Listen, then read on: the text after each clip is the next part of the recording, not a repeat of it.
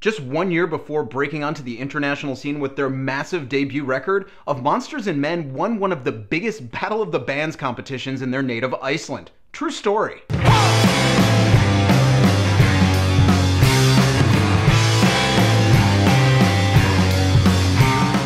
Today for New Music Monday, we're going to check out the brand new record from Of Monsters and Men, and it's called Beneath the Sun. First things first, a note of syntax for all of you. Indie folk doesn't exist. Folk rock is barely a thing, and I'm not trying to slam any of the bands who are called that. It's really not their fault, but indie folk and all that stuff, it was just something that was made up by slick PR guys to try and sell you something different. Sort of like punk in 1991 being called grunge. I mean, just because you have an acoustic guitar as the backing sound or you bring in a mandolin every once in a while, that doesn't make it folk music. Much in the way that punk rock is, folk music is just as much about the spirit of the song than it is about the instrumentation or the melody. It's the whole package. You have to have it. So yeah, this is not a folk anything record. It's an indie rock record or a pop rock record or something like that. So now that we've got that out of the way, let's actually talk about this record. We all know of Monsters and Men. They pretty much exploded across the entire planet back in 2011, and a lot of people have been really highly anticipating this release. I hope you're into reverb because it overflows on this record. One thing that I kept thinking during the first few songs on this album is how much it sounded like the self-titled album from the XX. It's not necessarily a bad thing because I definitely love that record, but when you listen to it, the parallels are pretty clear. But I have to say, the first 3 songs on this album are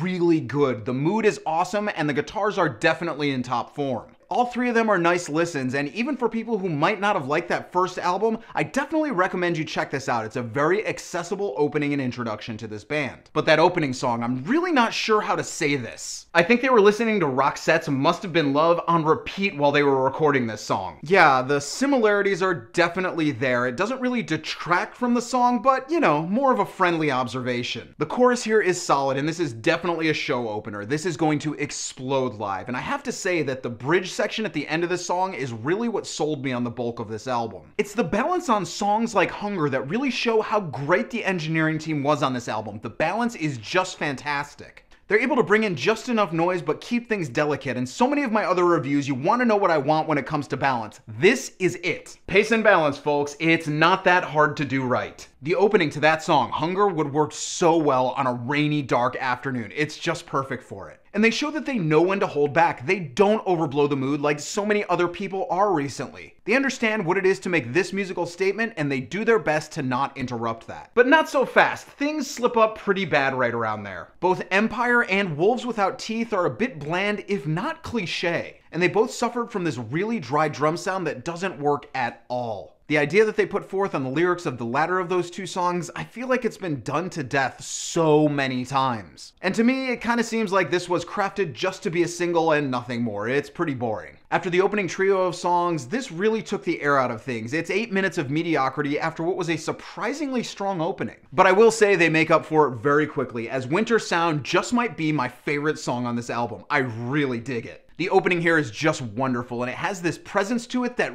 really pulls you in deep. The guitars ring just right, and this song is going to be fantastic at live shows. It might actually get me to go see them live. But that's really where the good and great on this album ends. The second half of this album is just uninspiring. Songs like Black Water and Slow Life, they just kind of go nowhere. There are moments when they seem forced, if not artificial, and the skip button is definitely needed. There's also the song Organs that's about as formulaic a teen pop song as you're ever gonna find. And I guarantee within the next few months, this is going to be covered ad nauseum all over YouTube. It's gonna dominate and people are gonna get sick of it. You also have the track Thousand Eyes that tries to build to something, but it just ends up building to this noise that actually hurts your ears.